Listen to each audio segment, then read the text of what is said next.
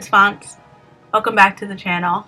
Today's video we are doing a full in-depth first impressions review on the Fenty Beauty Pro Filt'R Soft Matte Powder Foundation. Your girl loves a powder foundation. I love it. It's one of my favorite formulas to work with, and in my last video I mentioned that I wish there were more powder foundations specifically coming out, and Fenty did it. So I ordered it the day it came out, and it came this morning. Well, this afternoon, so I just wanted to kind of go through and explain the format of this video because I am trying to save you guys time. I like to make thorough reviews, but I don't want to be talking your ear off. So on the screen, I'm going to take you through as I do the rest of my makeup. I already had my eyes started off. Is that powder in my hair? I already had my eyes done, but you guys are going to see me do my, the underlying base stuff that I do before we put on the foundation. And as I'm applying it, I'm going to list on the screen my other go-to shades for foundations, as well as the specs and the claims of this foundation. That way you can kind of see what to expect, what this foundation is supposed to do without me saying it and wasting your time. Then I will give you my full thoughts and opinions at the end. So, and you probably already saw a photo because I know I'm about to take some selfies right now for the thumbnail. So yeah, let's get into the video. Hey guys, I am in a robe because I need new clothes. So we're gonna just ignore that. I already did my eyes and my eyebrows. I'm going to prep my skin and kind of speed it up. My skin is doing pretty well, all except for this little guy because I picked it today, right before I got the package and was able to film this today. That's fun and fresh. So let's get into it. I always use aloe vera gel to prime my face, and that's the same with powder as well. Now, and I'm looking down for my mirror. Typically, I prefer to go ahead and spot conceal a little bit. I'm not gonna do that today, but I still want coverage under my eyes for sure. What I will do is I'm gonna take a little bit of my Fenty foundation, the liquid one, just to go around my eyebrows, and then we'll do my under eyes. Lately I've been mixing cream concealers and liquids, so I have two of the liquid shades. This one is 345. It's like the kind of, I always call this one my turmeric concealer because it makes me think of that. I love turmeric.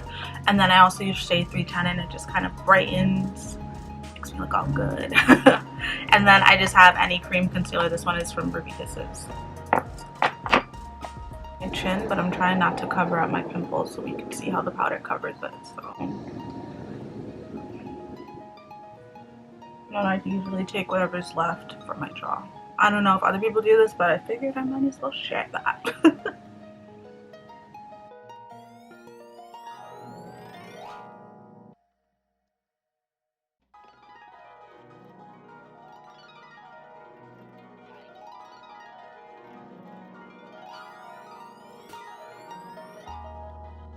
Okay, so now I'm going to put on the foundation, but I want to show you it first. Where did I put the box? It's right here. So this is, I hope it's not too washed out. This is a Fenty Beauty Pro Filt'R Soft Matte Powder Foundation. I'm just going to open it up with you guys.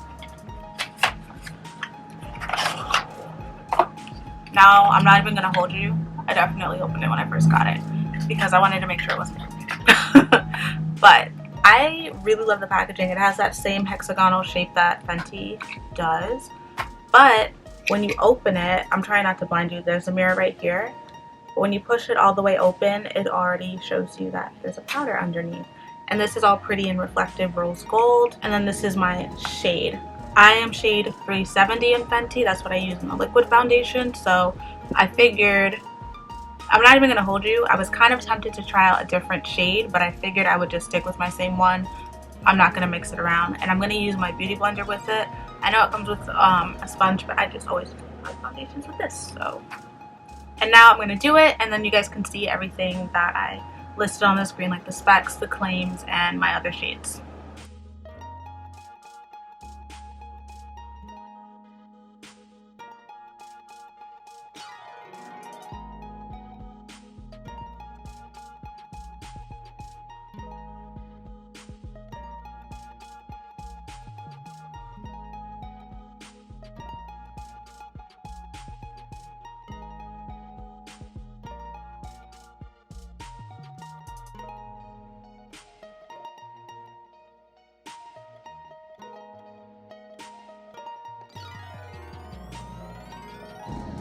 Okay, so for the most part, it's all on. I am just blending it out. I'm trying to test out the buildable part. So I have a lot of hyperpigmentation on my, I have thoughts, but I'm ignoring my thoughts for a second. I have hyperpigmentation on my cheeks, so I'm just kind of going over it. It is buildable, and I see that, but I don't think it's full coverage. And I don't know if I like it with my sponge. I gotta be real with you. So I'm going to bake. I'll speed up me finishing up the rest of my face, and I'm gonna give you all of my opinions based off the claims I gave you. Or they gave us, rather.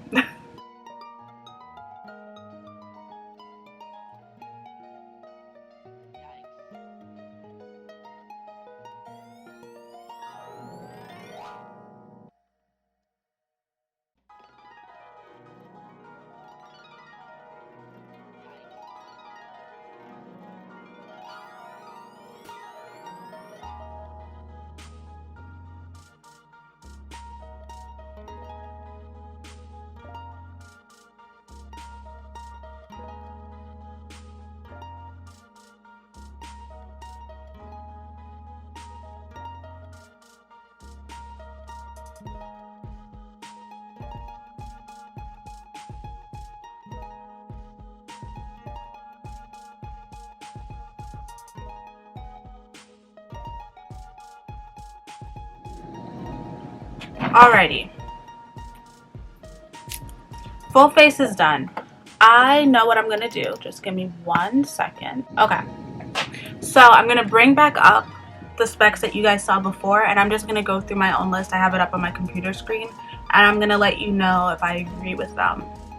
I normally would set my face, by the way, with like a spray, and then go in and then like press it down and more into my skin with the same product. I mean, the same tool that I use to apply it. So like if I used a brush, for example, set my face down, then once that dries, buff it in a little bit more, and that's how I get like really flawless coverage. But I don't want to use a setting spray and kind of change whatever the powder is doing on my skin, so I'm not doing that. Let's get into these claims. So on the site, I looked on Sephora, by the way, they said that it has a light as air feel. I wholeheartedly feel nothing on my skin, so I definitely agree with that. It says a non-cakey blurred finish. I use the same primer that I normally do. Like I said, I use aloe gel, and I feel like in person it could look a little bit better, but I'm looking in my viewfinder on my phone here, and it looks pretty good. I look pretty bright, by the way, so yeah, I don't know. I feel like I look good, but I don't think I look as blurred as I normally do, but I also didn't do what I normally do, so please keep that in mind. Sweat, humidity, and crease resistant. I can't test out the sweat or humidity because it is like 40 degrees. Actually, I think it's closer to 50 today in New York for December. But I will keep it up on, you know, for the rest of the day, and when I edit it, I'll let you guys know my thoughts. Crease resistant, that part. It is very much so crease resistant, and I know that because my laugh lines normally are like really they're a little too pronounced sometimes, and it like even when I smile right now, you can kind of see like it goes in, but it doesn't look like the foundation is settling in there. It just kind of looks like I'm smiling and it's going away. Then it also says that it has light to full coverage. Okay, so this one I'm a little bit confused on. They're doing work outside my house, by the way. So this one I'm a little bit confused on, and I'll explain. On the Sephora site, it's listed as a medium coverage foundation, but in the description on the Sephora site, it says that it's buildable and that it has light to full coverage. I think I got let me zoom you guys in for a little. I think that I got medium coverage. It's buildable, but not as buildable as I thought, which is why I see why they say full coverage, but like I still see some of my dark spots peeking through. So yeah. I don't know if it was this far before, but let's see. And then it also says that it's a matte finish, which we can obviously tell, and I do agree that it's a matte finish. Based off these claims, I actually like the powder foundation. I've been wanting a new one for a very long time. I like how easy it was for me to blend in with my sponge. I know just from like personal experience, I primarily wear powder foundations. I mainly only wear liquid if I'm filming or if I'm out of a powder foundation. So that being said, like, I'm about this life.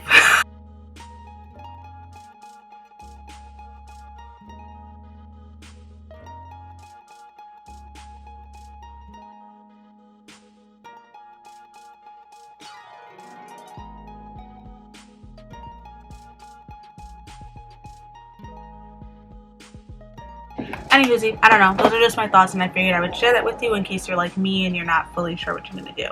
However, what I will say is, I look flawless as hell in this viewfinder. I look flawless. It was really easy to blend.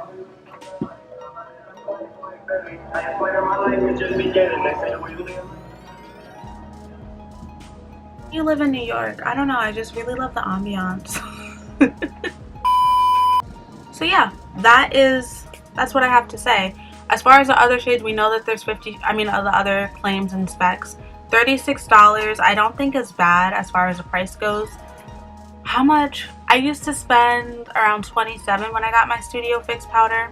The other powder that I use currently, you can see I use the heck up out of this one. It is like so gone. This is my Ruby Kisses.